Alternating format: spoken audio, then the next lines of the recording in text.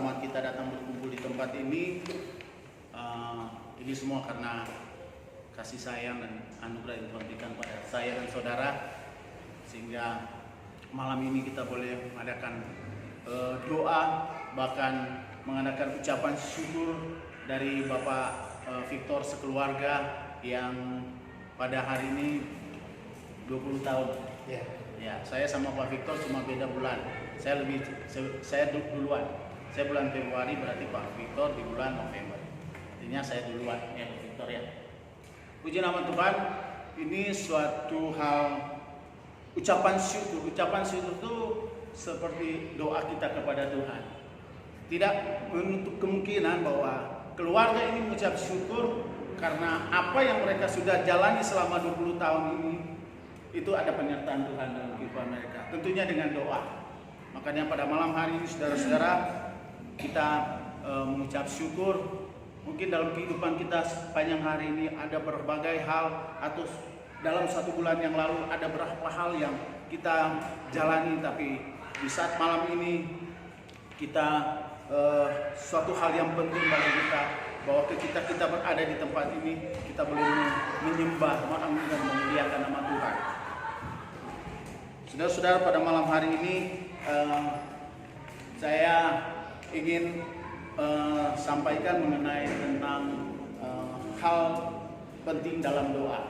Ya, kita selama ini banyak doa, sudah melakukan mungkin di rumah kita lakukan doa, bahkan di tempat-tempat ibadah, bahkan di tempat sini kita melakukan ibadah.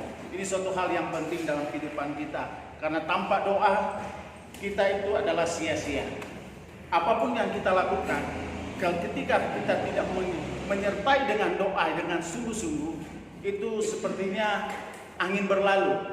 Ya, artinya saudara, saya mengatakan seperti ini bukan saya sudah memang suci, tidak. Tapi saya masih banyak kekurangan. Dalam kekurangan itu saya melengkapi itu dengan doa.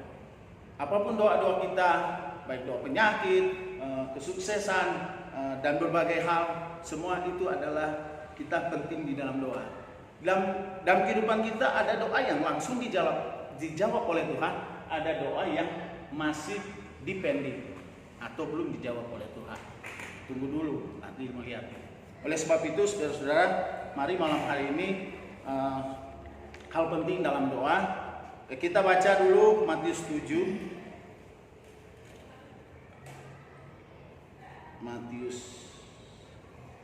Matius 7 ayat 7 sampai 8. Kita baca bersama-sama ya.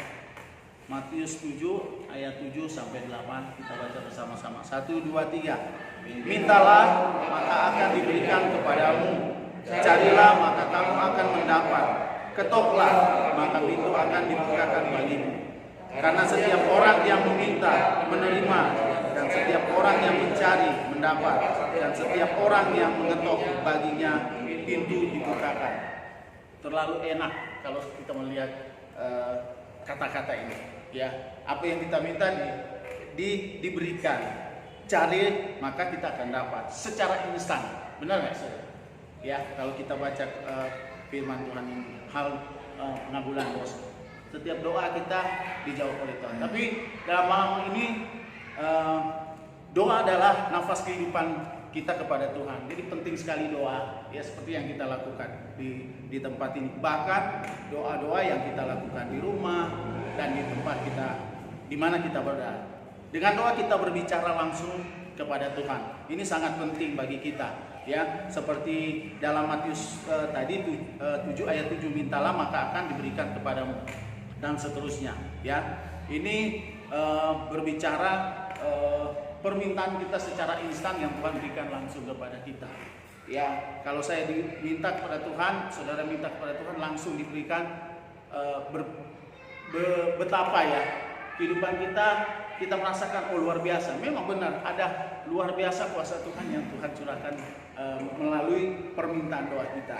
Oleh sebab itu, ya, pada malam hari ini seringkali doa kita diproses oleh Tuhan, ya. Ada yang dijawab langsung, seperti yang saya sampaikan tadi, dan ada pula jawab melalui suatu proses dahulu. Mengapa kita harus berdoa? Karena doa itu penting antara kita dengan Tuhan, ya. Mengapa kita harus berdoa? Karena doa adalah sarana komunikasi kita dengan Tuhan Yesus. Ya, berarti waktu kita berdoa sekarang berarti kita lagi berkomunikasi langsung.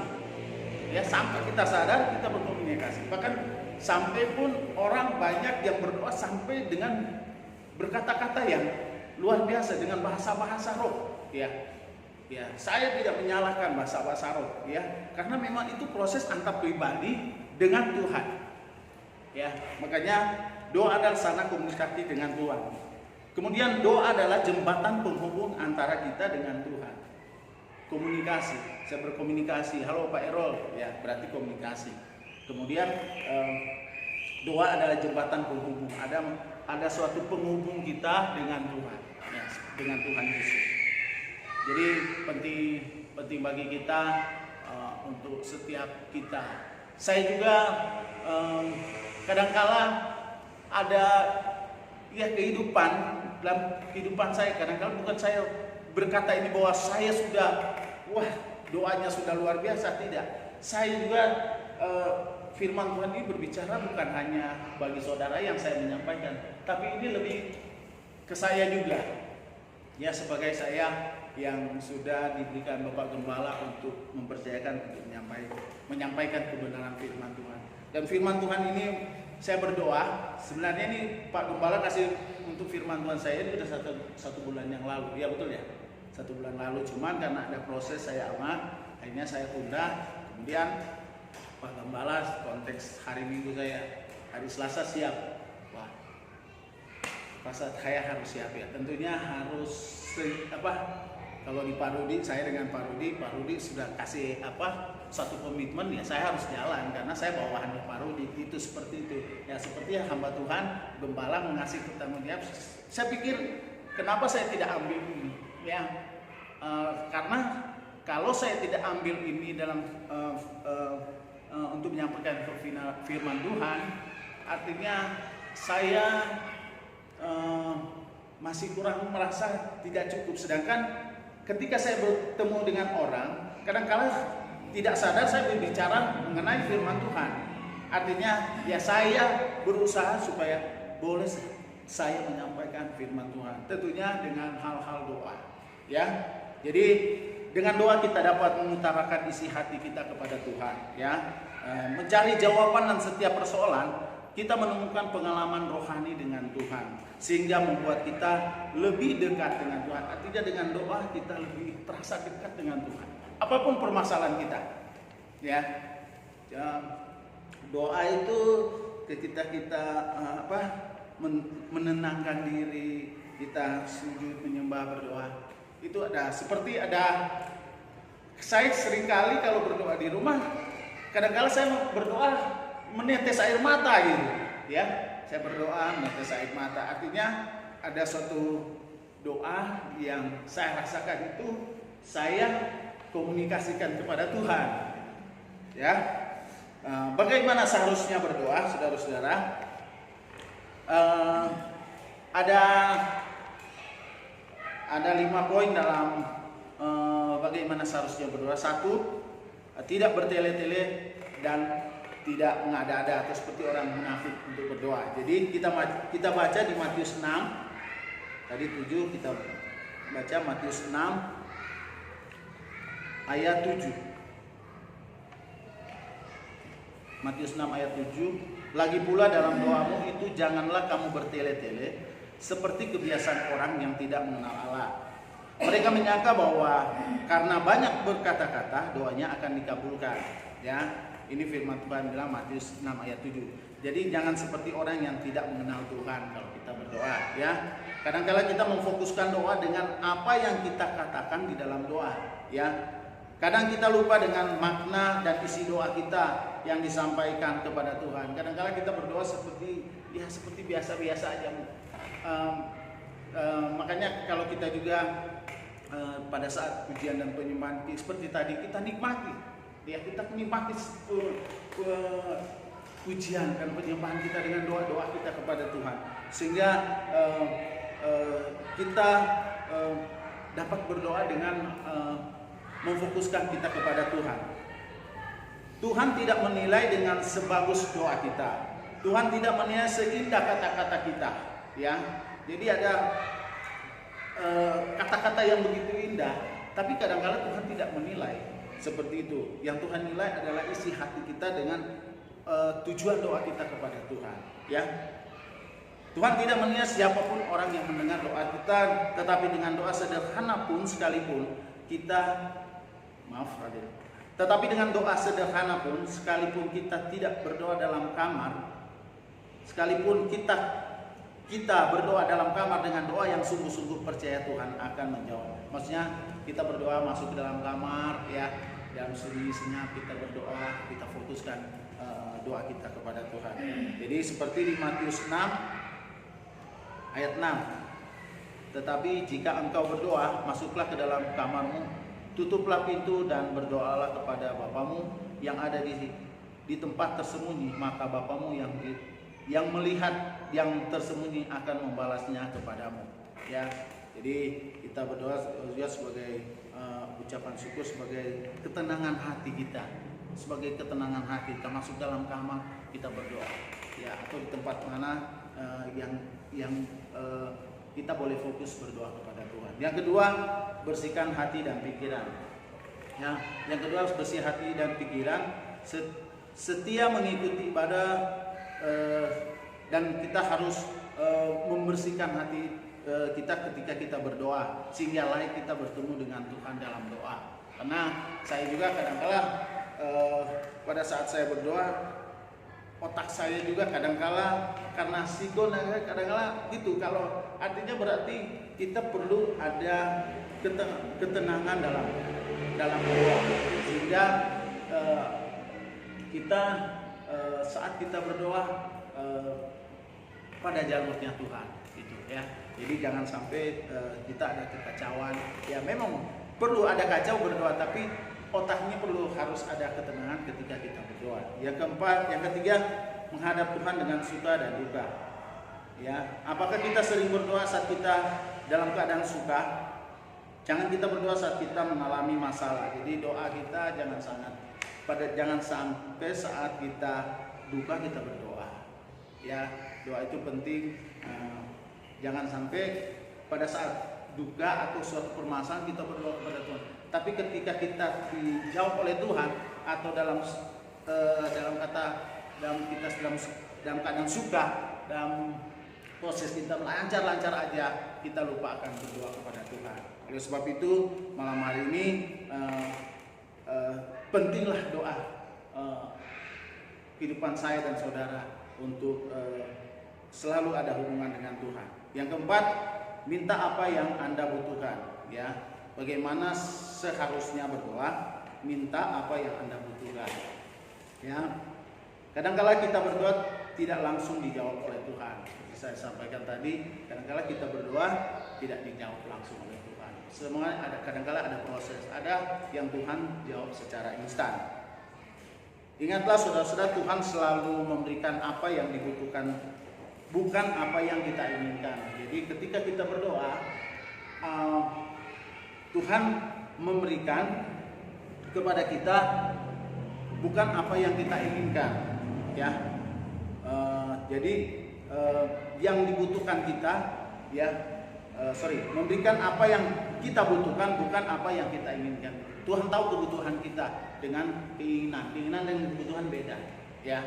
Ketika kita membutuhkan, Tuhan akan memberikan. Saya minta hal-hal yang tidak wajar, keinginan pikiran saya, ya, mungkin Tuhan tidak berkenan. Tapi Tuhan memberikan apa yang saya butuh. Mungkin untuk makan pakai juga sudah cukup bagi saya, seperti itu, ya.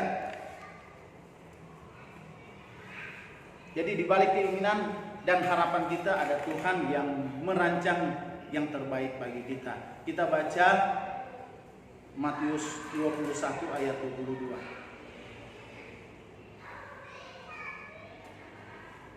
Matius 21 ayat 22.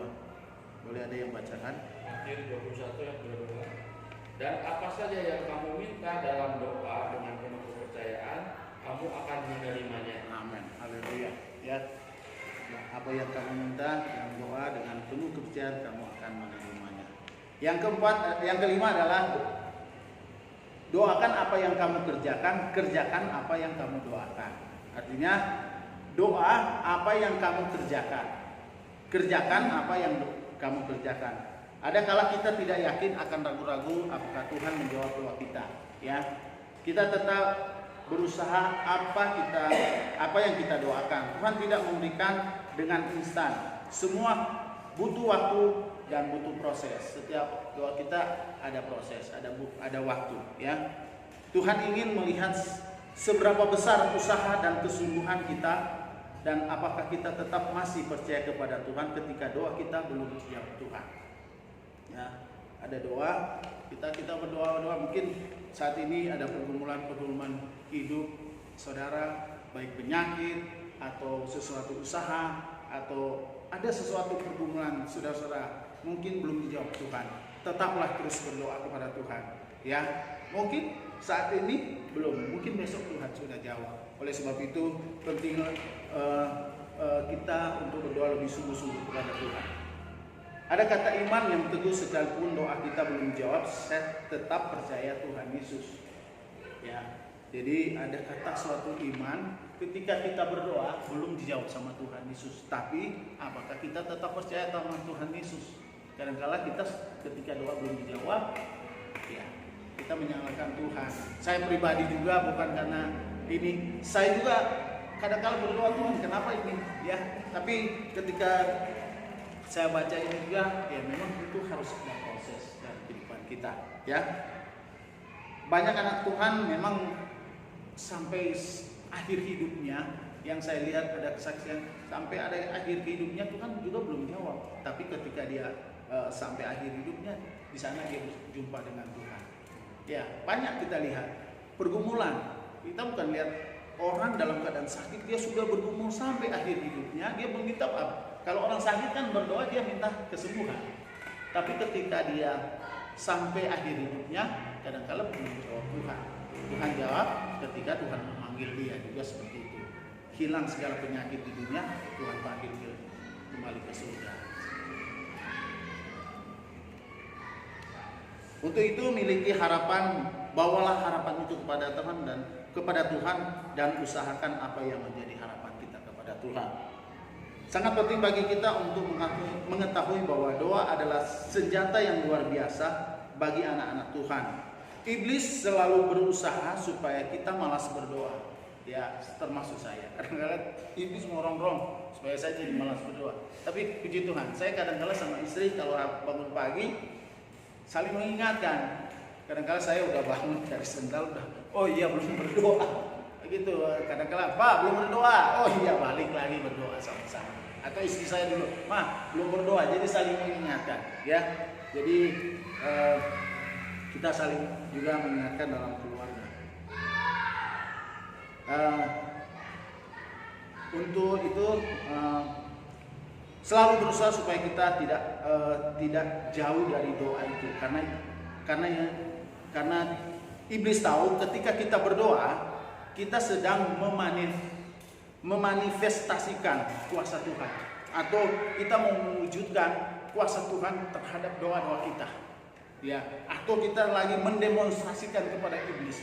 Makanya dalam doa kita dengan sungguh-sungguh iblis pasti takut, asal ada kuasa dalam doa, ya. Kemudian maka bangunlah jembatan penghubung antara kita dengan Tuhan dengan doa. Kokohkan dan kuatkan fondasi jembatan itu, maka yakin apa yang kita minta dalam doa dengan penuh keyakinan kepada Tuhan, kamu akan menerimanya sebagai ucapan syukur. Seperti malam hari, ya, kita ada ucapan syukur. Jadi setiap doa kita selalu dengan ucapan syukur kepada Tuhan. Oleh sebab itu, saudara-saudara, malam hari ini, ya, firman Tuhan ya sampai di sini, walaupun hanya pendek, saya terus berusaha supaya kita semua boleh setia di dalam Tuhan. Amin. Terima kasih, Tuhan Yesus memberkati.